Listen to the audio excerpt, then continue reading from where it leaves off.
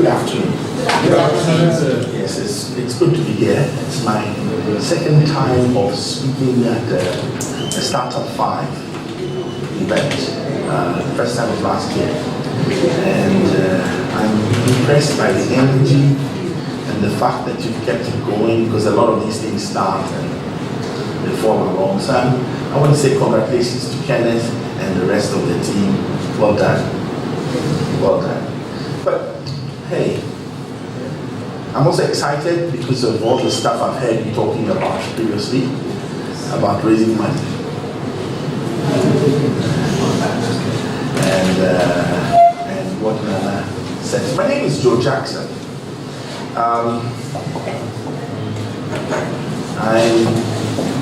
First of all, I'm a family man. I've got a wife and two daughters. In fact, my last daughter just graduated from university. She went to Columbia University to do chemical engineering. She just graduated last week, so I'm still very much a proud father, proud parent, everything. So, but yes, exactly. No, it's a real feeling of joy to see someone grow up and then become a full member of society. I'm also a pioneer software person. Today I will talk to you about finance, a little bit about finance, because I'm going to use an example from the financial sector. But I started off life as a software person, and many years ago. It sounds like it's as far back as 1991, we started a software house in Ghana called the Soft Tribe, and it's still one of my proudest achievements, because the software tribe grew from literally, we started in my partner's bedroom. And I was listening to Mr. Sako telling you about not paying rent. We definitely didn't start off by paying rent. And we started off in my partner's bedroom, and we grew this software house to the largest software house in West Africa then. And at our peak, we had 21 developers working full-time with us, and the company itself was over 60 employees, and we exported software all across Africa, from Kenya, South Africa, definitely to Nigeria, and Leone, Gambia, Burkina. It was exciting. In 2004, we raised $1 million in venture capital funding. Interestingly, from Fidelity Capital. At that time, it wasn't Fidelity Bank, it was Fidelity Capital, and they facilitated $1 million in venture funding. And soon after that, I got tired of, I'd been doing that for years, and I was tired of the business. So I sold my shares, took my money, and hopped across to Lagos and set up a software house in Nigeria.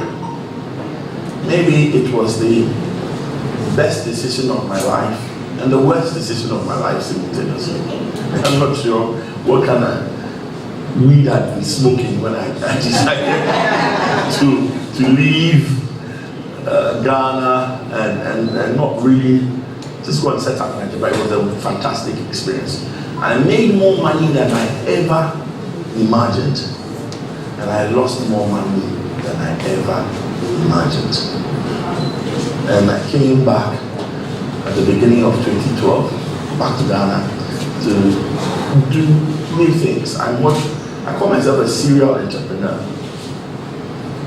So these days, I like to think of myself in terms of strategy. Am I blocking your view? You're fine. If I'm blocking your view, they'll see it. So I like to think of myself as a strategic person. And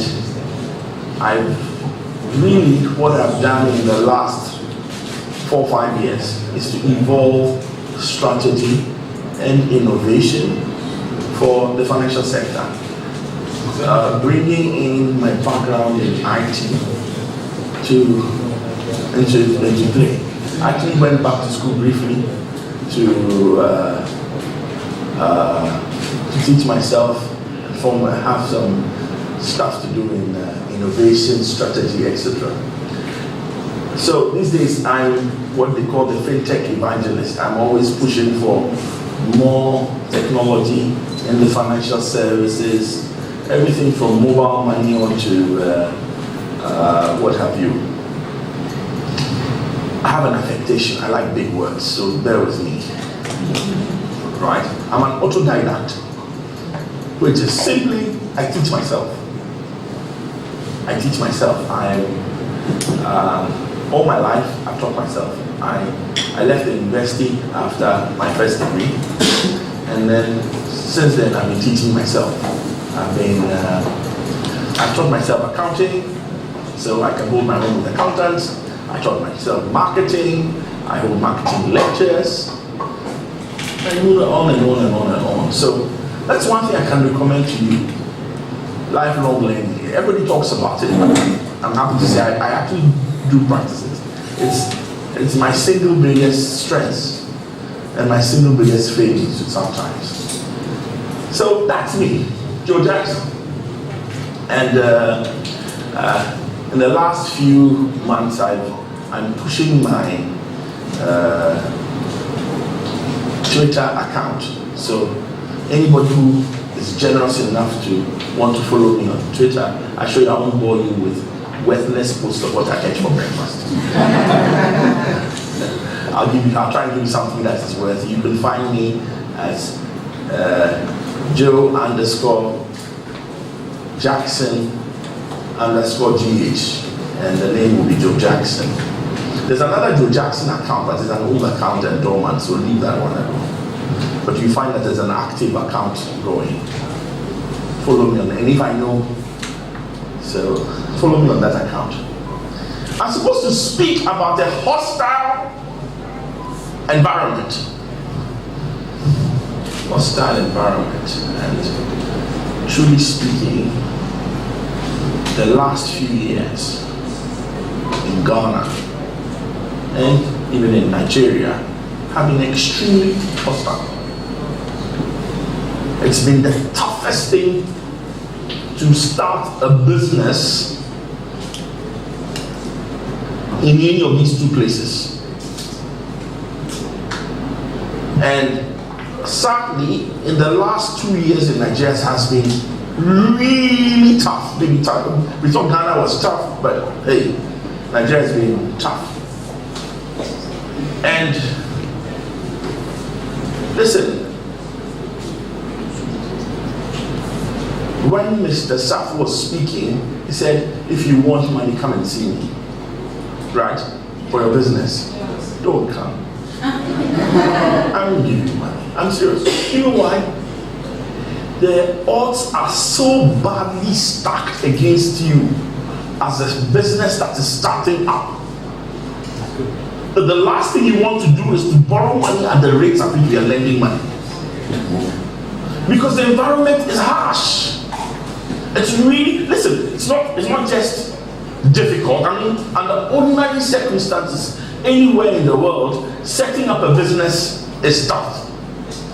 But the last few years, in these two environments, in these two countries that I've stayed in and worked in and set up business, oh please, it's tough. If you have clients, they don't pay. It's true, isn't it? Yeah. If you have clients, they don't pay. And they don't pay because they're also not getting paid. So we are all in one vicious cycle. In Nigeria, it's because the oil revenue stank. In Ghana, it's because the government is simply broke. That's the only way I can put it. They spend money on salaries, statutory payments, pay interest. Listen to me, read my lips. 99.97% of all our revenue, including grants for the year 2017, was spent on these 3 items in Ghana. And if you think that the government is the biggest employer, the biggest subcontractor, the biggest everything, you're in deep trouble. Listen, don't listen to the rhetoric. Life is hard. Don't let the politicians scorn you. It's a tough time. It's a really, really tough time to be setting up a business. Right? The business is even dwindling. It's, you see, the best, when Saf was speaking, he was saying, what business should you go into? Go into a business which is growing. Go into a business which is growing. Find a growing business that you are passionate about and get into it. That's my advice to you. Get into a business that is growing. But the environment is tough. And costs are getting higher and higher. You're squeezed between 2 places. The clients don't pay, there's not enough new business, costs are getting higher. Life is tough. It's a difficult time. But the good news is that you can still make it. Yes, that's the good news. The good news, listen, it's tough, but you can still make it, right? And guess what? See, the rewards for making it are much, much, much higher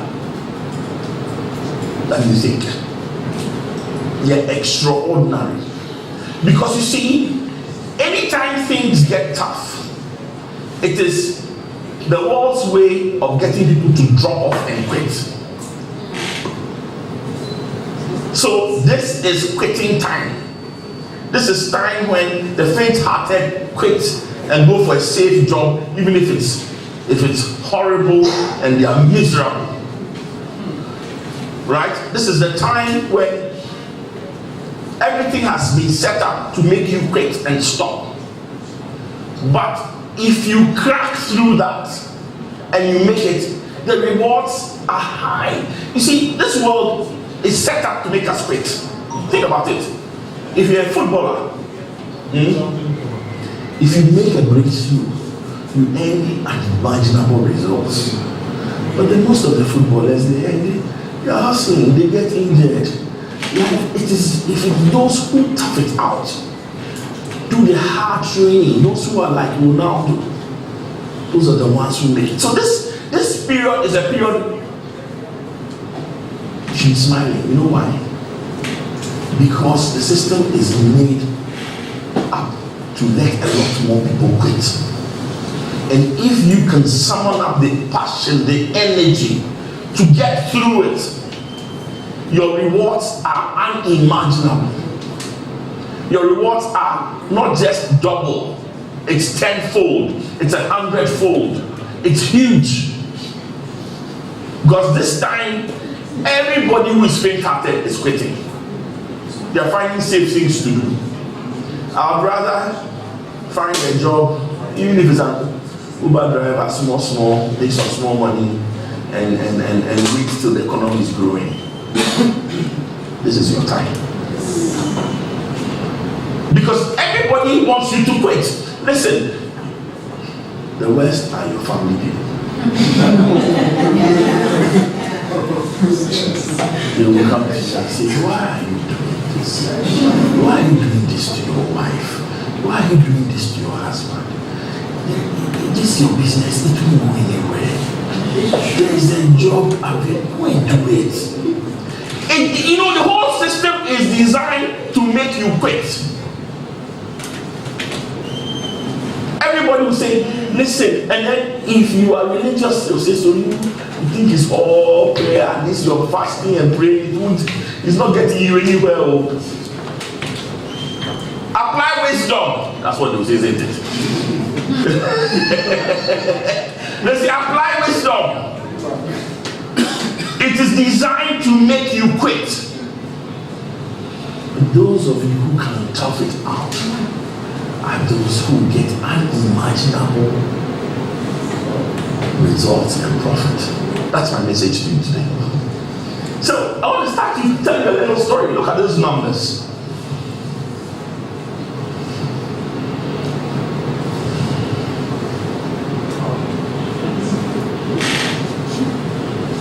Now, I gave you 2012 because it was the last year of growth in Ghana.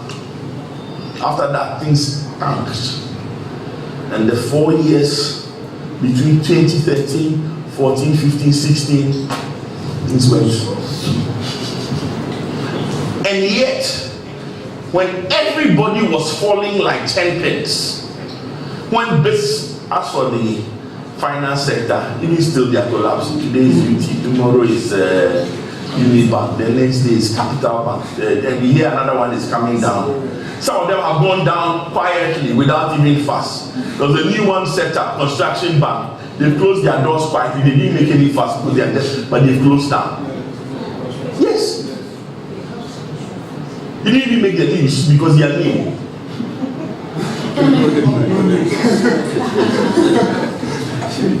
But our numbers are good. As we stand, right, we hold over half this, as at the end of last year, we are holding over $500 million in deposits. That's $100 million plus in people's deposits. And roughly the same thing in loan assets. That's huge. The banks eye us with jealousy because we are not a bank. Right? So the question is, how did we go through this tough period and grow? And you remember what did I tell you? When you tap it out, the rewards are incredible because you get celebrated. Right? I didn't even know that Nana had deposits with us. Not only has deposits with us, last week we floated a bond and he says, I bought into your bond too. The results, the reward for toughing it out when times are hard. Well, it's good because you see, everybody is failing. So you will be the last man standing. And your object should be to literally put all those people who say you should quit, put them to shame.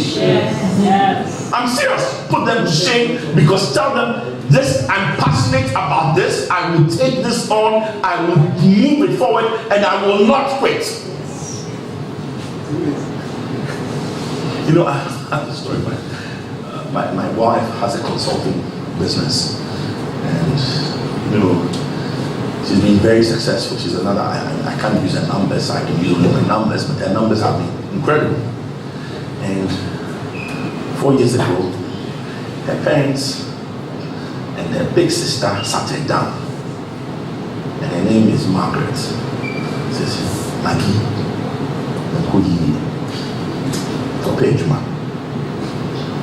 for those who don't see, listen, Margaret is not going well. Go and find a job. They want you to quit, but you won't quit. Because if you don't quit, you will see these results. And that's the message is. Don't quit, because if you don't quit, if you can tough it out, you will see these results.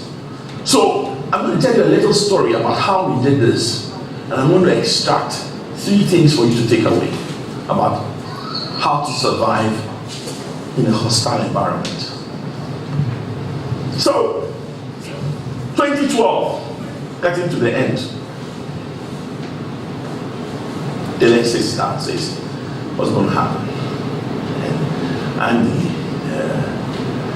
consultant who's been brought on board, who's supposed to know everything, which I didn't know, I didn't know anything, was just broad and black. So they said, what's going to happen? I said, listen, the economy is going south. Government is broke. It won't pay. So what do? He said, okay, let's stop giving SME loans. Right? So whilst everybody is trying to make more loans, we say no more. I'm sorry, what's your name, sir? Gideon, do you have a business? The jewelry thing you're thinking about, if you come, I'll give you a loan.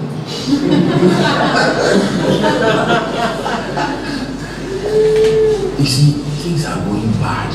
People will pay, so their loan will default, then I have to chase you, then you are hiding, then it's a mess. So let's stop giving all these guys loans. But so what happens to the business? We say, let's grow the salary loans business. There's one thing we are sure governments won't do, and these governments in this side of town, because in Nigeria they didn't do that. Governments in this side of town are afraid, so they will pay salaries whatever happens. So let's give loans to government workers, small loans, 500 cedis all the way to 20,000 maximum. But let's grow those loans, right?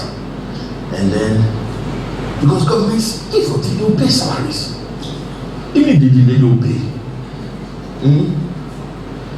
So let's give loans, but then you have a problem.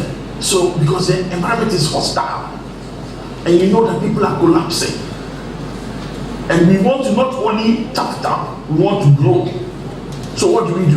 The number of things we did.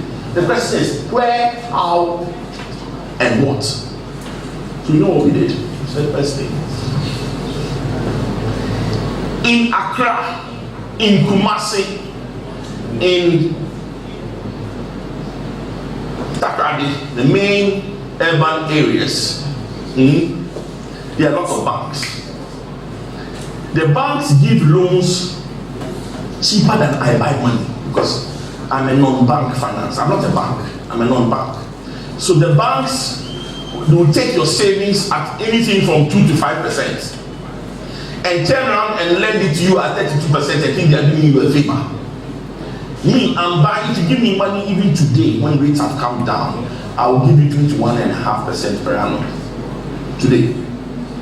So GCB, SGSSB, for example, those are the two hardest companies. They can give the government workers cheaper loans than I can buy money.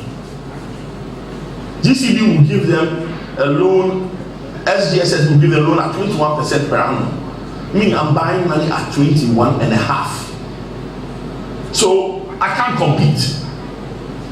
It is tough.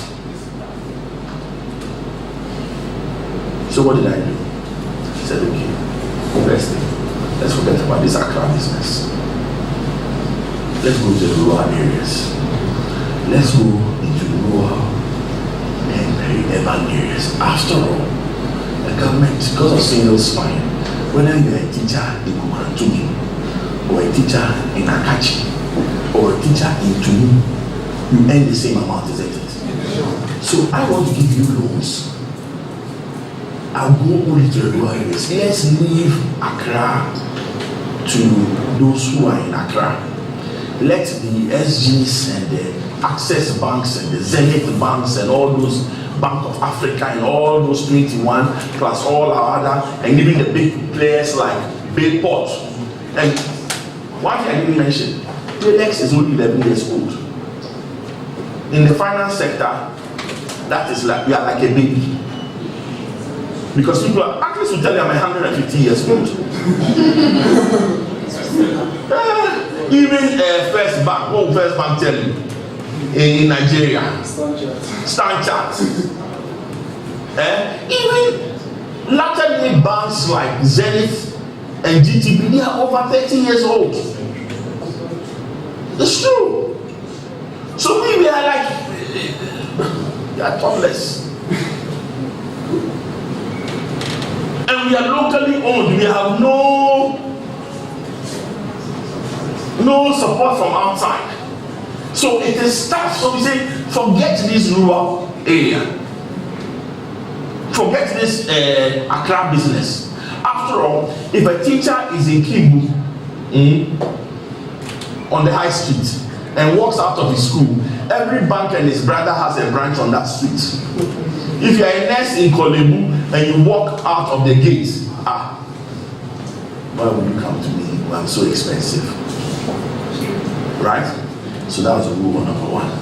The second part of this story is that, but you see, I have another problem. I'm local. I'm small. How am I going to build branches in all these places? Because the traditional thing is go and build a branch, go and build a branch, go and build a branch. But I can't build branches. Listen, even if you are GN Bank, and apologies to GN Bank, I like them. But they are cheap branches and the cheap branches. Even GN Bank, one branch is 300,000. At that time, my whole capital, startup capital, was around 20 million. How many branches can I build if I want to go to Kukurantumi and go to the money will get finished? So, how do I distribute? I know that I want to go to the rural areas because the rural areas, they don't mind. If I come to them, they'll take a loan from me. Because the alternative is to travel from Kukurantumi to Kofrodra, and the time and the traffic and go 3-4 times before you get the loan. If I come to you and I can do it fast, and my target was to do a loan in 2 hours. Say wow. So what did I do? I said, okay, who are the people who have the best distribution in this town? They are Unilever, Nestle, am I right? I will copy them. I'm not going to copy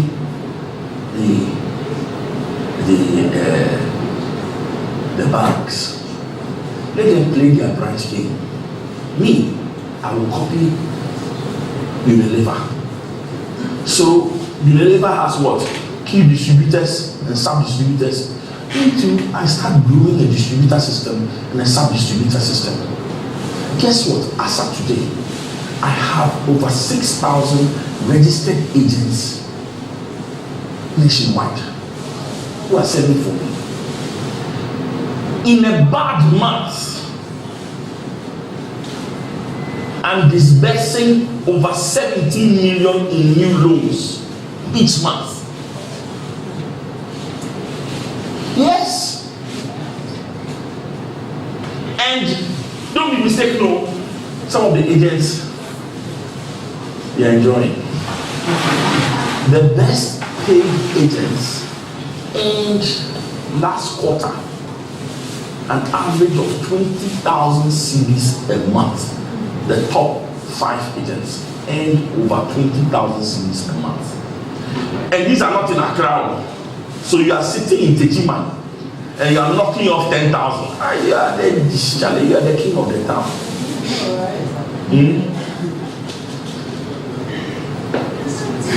You have more money than anybody else. In fact, now I have a whole new thing I'm doing in HR. How to help these my agents who are making so much money to manage their money. Because they are all young men and young ladies, they are on their bench. This one has left his wife, he's going for another woman. Because you see, when you are teaching man, you have 10,000. Hey! My brother, that one is a serious matter. You can marry any girl in the town. Yes.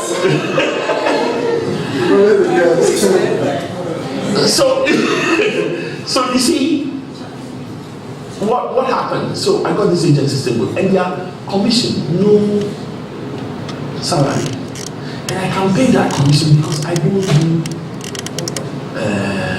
branches. I have small sales points. My sales point is a room in the market. You know that one small room in the market? That's different. I don't serve customers there. I serve customers by the mobile phone. And what we did is that I can take you your details. When I meet you, you want a loan, the agent punches your number into his phone. I have an app. The app will check which employer, how much I can give you, your affordability. That man knows the business. Not just the affordability comes to my system. I can check with all the credit bureaus, everything, and we can disburse a loan to you over the mobile phone in 2 hours. And that is what?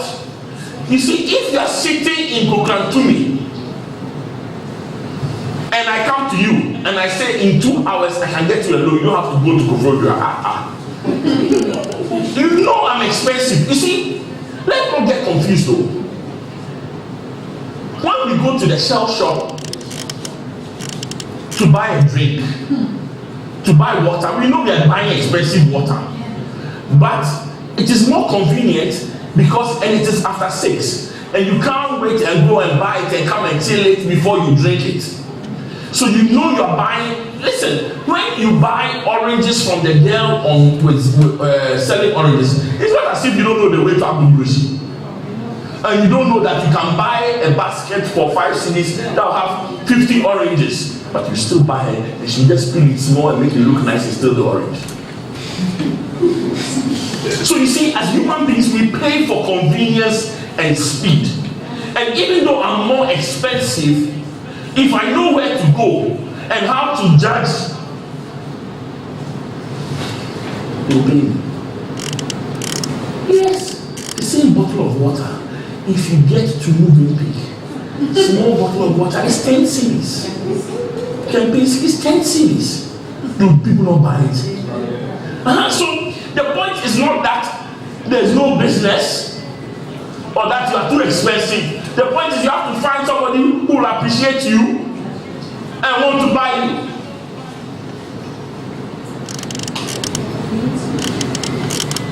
So I did this.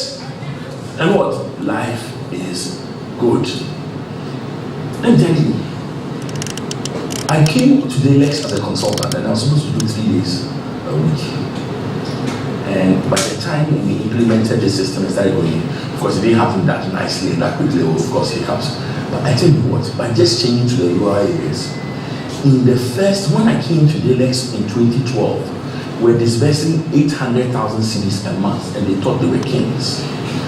By June that year, they had moved from 800 a month to 2.5 million a month in 6 months. And since then, it's been like this, boom, boom, boom, boom. That is the reward you can get for being smart when times are hard. This is the same time DKM collapsed. This is the same time Dream Global collapsed. This is the same time all the banks are happening, and yet we are smiling. So it is, you see, the rewards are possible. So what are the lessons from this story?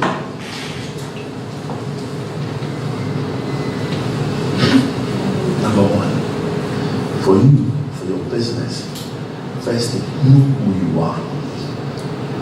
You see,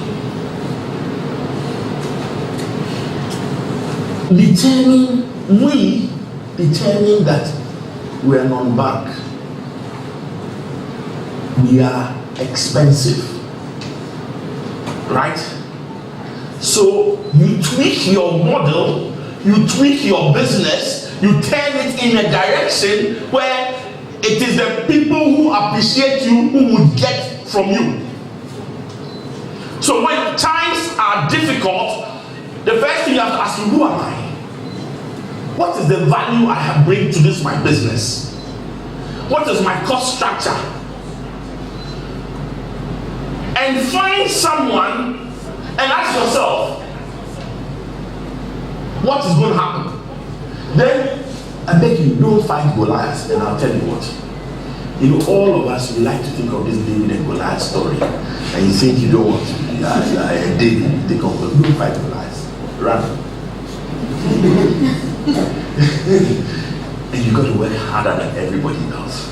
But let me start talking about knowing who you are before I get too excited. You see, who are you? Me. This is my company. That's who I am. It's unique. It's me. It's biometric.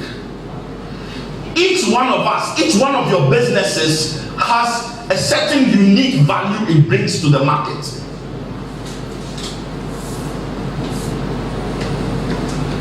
When Mr. Saf was talking about your jewelry business, he said, well, make sure that the people who are selling, they can make somebody feel good and they'll come back. Is that what your unique value is? Maybe to you want to do jewelry that people will buy, where maybe even throw away in 3 days time. But they'll keep buying and buying and buying. I don't know. But you have to determine who you are. And what are the warts and black spots and patches on your face. Know yourself, know your business, know what you can do, know what you cannot do, know what your value is. Sometimes if you sew clothes, sometimes your value is high cost. So you've got to start thinking, maybe, how do I do it? If you're a young man photographer came to see me and said, but what is the value of the business? You can't be one thing. Don't be all things to all men. You know when I said, don't quit, I'll change it. The smartest people know what to quit and what not to quit. You understand me?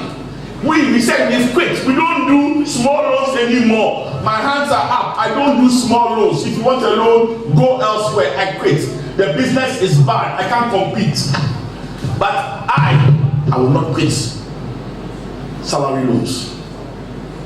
And I'll go outside and sell it to people who appreciate me. Who is your market? What are you not quitting? And what you see, because you can't be all things to all men. So when times are hard, you have to decide what are you quitting and what you are hanging in. You are hanging tough, you are holding on tight, and you are saying, this one, maybe jewelry, I'm a photographer. I said, what are you hanging in there? He's saying, I want to do wedding. I want to do the same me. If I were you, maybe I'll just hang into taking pictures of small children. And not stop and become the best at taking pictures of small children. Even when times are hard, I want to take a picture of my child. Isn't that true? Yeah. So maybe that's it. Because you see, the key is who appreciates you. That is the person who pays for your services. You see, it's not a matter of find who appreciates you. In this example I gave you, it is the person in the rural area. When you are sitting at work and the trip to Tamale is 3 hours, the loan is expensive, you take. It's true. So your first principle is that who are you? Find who appreciates you, stop everything else and focus on them. And that one, hold on tight. So listen, go into your business, ask yourself, who am I? Who am I? What do I want to be? Me, I don't want to give you loan to go and clear your car from the port. I don't want to give you loan to go and start a business. Me, I give people who have salaries from controller. I give them small loans, secure, and I put the money in my pocket. And I do it in the rural areas. That is who I am. The first thing is, who are you? And who appreciates you? You see, it's easy to tell me you do beads. It's easy to tell me you do honey. It's easy to tell me all the things and sexy things that the young people want to do today. No problem. But who appreciates you?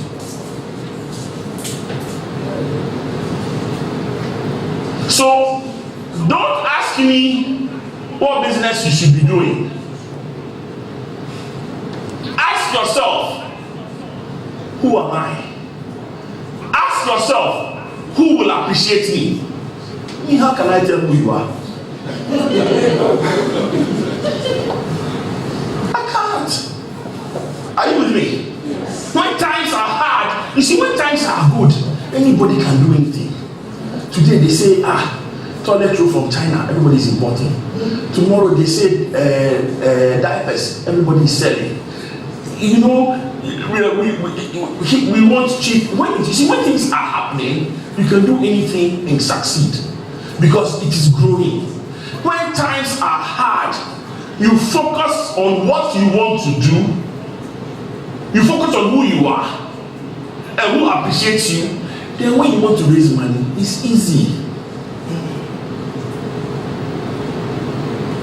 So my first issue today, when you go home, ask yourself, what is my value? You, this is your business. Who are you? Because when you know who you are, when you know who appreciates you and who is prepared to pay for you, life is good. Don't fight Goliath. See, for me, who are the Goliaths in the business? The banks, the big boys. Yeah, so when I think about it, this is StartUp. Don't fight Goliath. Go somewhere and do your business somewhere. Listen, you see, let me tell you something. When we hear the story of David and Goliath, what we don't realize is this. Goliath is wearing a suit of armor, holding a big sword.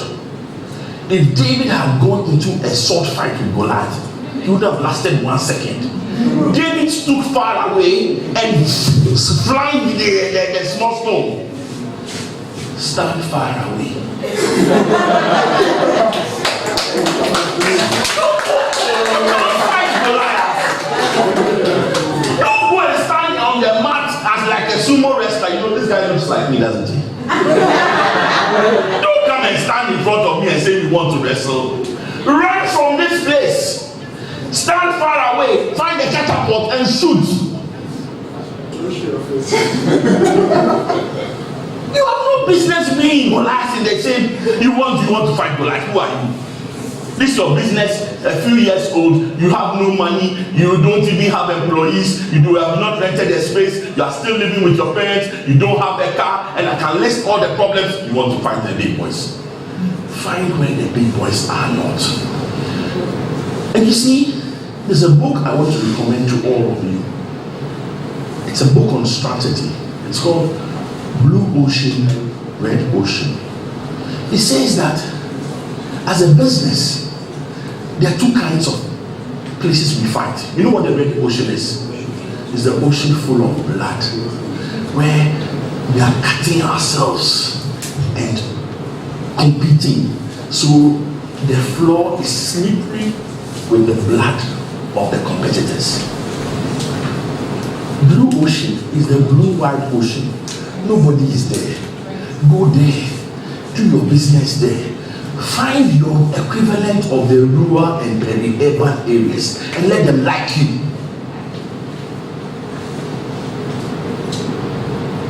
Because you see, times are hard and the big boys are in the business. Your business is servicing ACs or servicing generators. You're in trouble. You got to tweak the business. See, what I'm telling you today is that find who you are. Then find somebody who appreciates you. Then go to them. Leave Goliath to do the fighting. Don't compete with the larger individuals. You lose. Hello. You see, fight smart. Fight, you know what our smart fight was? The phone app. That was our smart fight. The agents, that was our smart fight. If we can't compete with capital, we can't compete with branches. Fight smart. So that's where somebody will say fight smart. It's your business. You should be the savviest social media salesperson ever, because that is the way you can sell. You can be like me. Leave radio adverts to the big boys. Leave big shops to the big boys, and do your own small thing. And you see, it happens all over. It's not just you, it's not just here. It is applicable whether you are small or you are big. That's how Amazon came into the business and killed everybody. And everybody buys online. Amazon is the biggest retailer in the world. Well, Now the Alibaba is claiming that it's bigger than Amazon.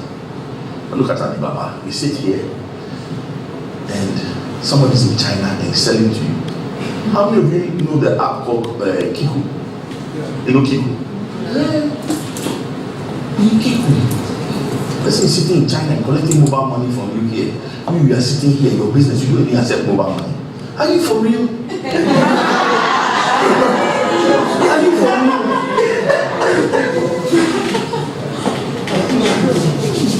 I'm serious. Are you for real? Are you for real? The Chinese man sitting somewhere is collecting mobile money here. You are in this town. So you got to innovate to fight, right? And let me tell you something. It's nice to stand here and talk this story. If I tell you how many hours we worked and how many miles on the road, training agents running around, it's not easy. More than anything else, you've got to work harder. You see, the system is designed to make you quit. Don't quit. Work hard. It's not quitting. It's not just not wanting to quit. Not quitting. It's hard. It's hard work.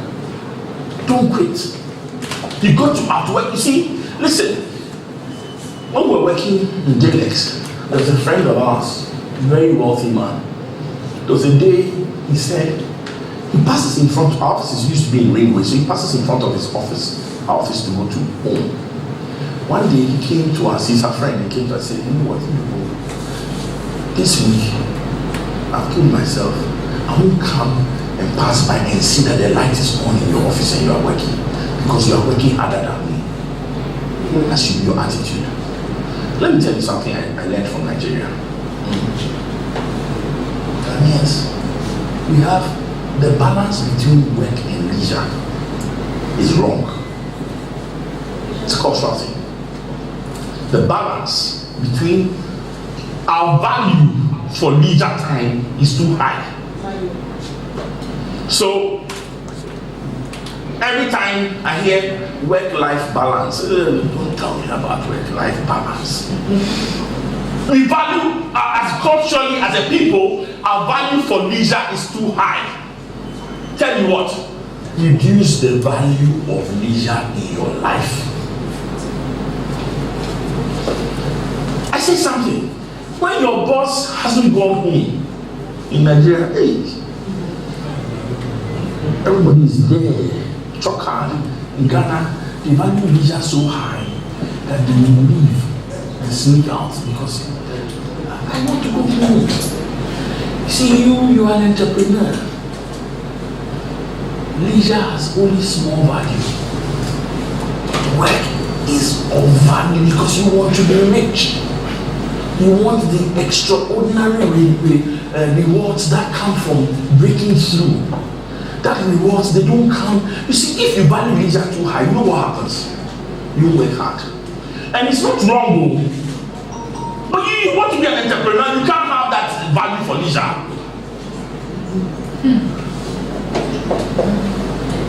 You can't. Because times are hard. So you got to chase down every need. You got to make sure you are in every deal.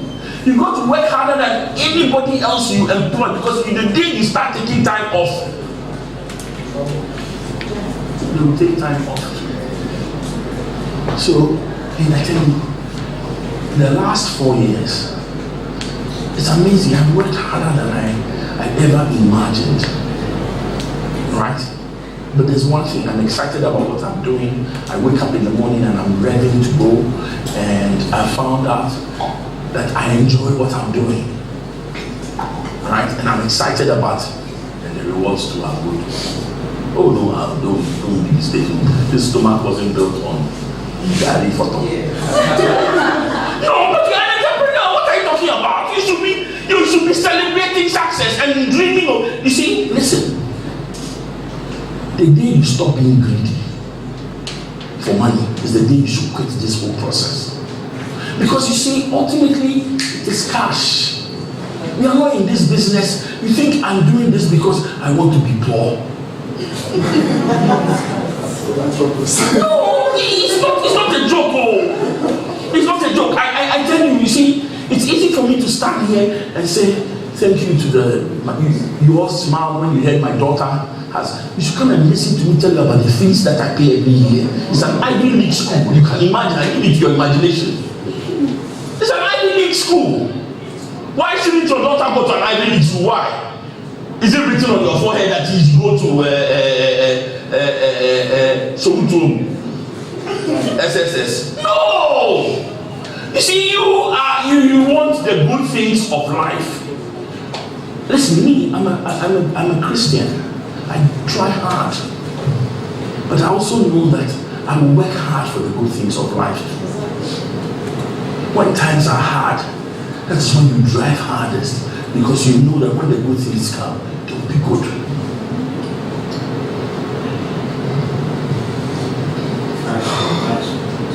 You see, let me tell you something. Opportunity, it comes disguised as hard work. So you don't recognize it. You will look for opportunity because you don't mind hard work. Opportunity, when it's coming, is disguised. It comes in overalls, it comes in hard work, and you have to strain and break your back. If you value leisure too much, you will miss the opportunities. Hello? Hi. I've ended my story. It's very simple. Number one, know who you are. Number two, don't fight Goliath, run. When you stand far off and shoot the catapult. It's true. Number two, you work harder than everybody else. Times are hard. What do you think? You're going to make it by sleeping? It's not going to happen. But there's one more thing I want to recommend to you. In all things, be different.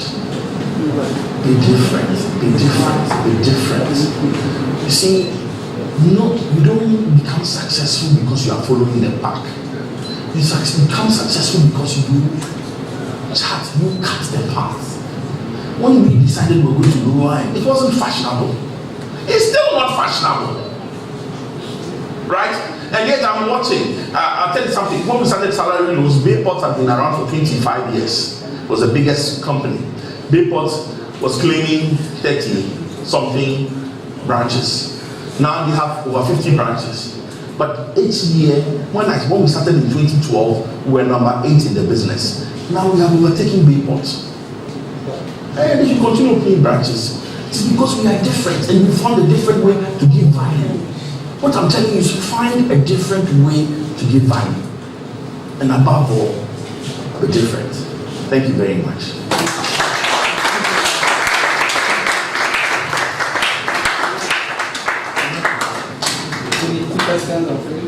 Oh, I have a little time, so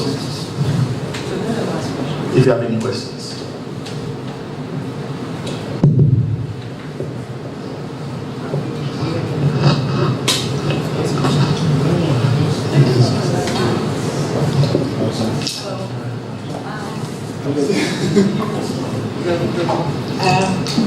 My question is, what were some of the strategies you used in getting your agents from across the rural areas? I wish I could tell you some nice fancy strategy. You just go there, talk to people, and talk to the agents and convince them. You see, that's why it is hard, right? So what we really did is we didn't just do the whole country at once. This period we are focusing on this quarter, focusing on Volta region, southern Volta, next quarter upper Volta, the north of the Volta region and next. So because it's a lot of work, right? Also because at that time nobody knew us. You see, if today you are Barclays Bank and you want agents, when you go and say Barclays is looking for an agent, people will come to you. When we started, now we are better known. Nobody knew us, so there's no nice way about it. We just map, zone out the country, and each quarter focus on a certain zone. And just recruit agents. And you see, after a point, you hit a critical mass. So now you don't have to worry yourself again. The agents will come. Because you see, when the agents are successful, it shows. Does that answer your question?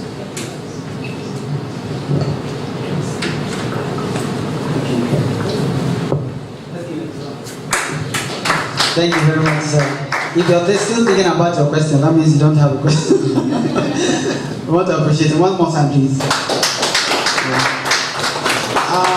I'm sure you've been fired up. I mean, we just have to dig in. Yes, me, I'm also encouraged. Even I was expecting 100 people here, and I have about 20. So, me, I'm also encouraged. So, I want to thank you very much, sir. No, thank you. It's been a real pleasure. Yes, thank you very much, sir. All right, so this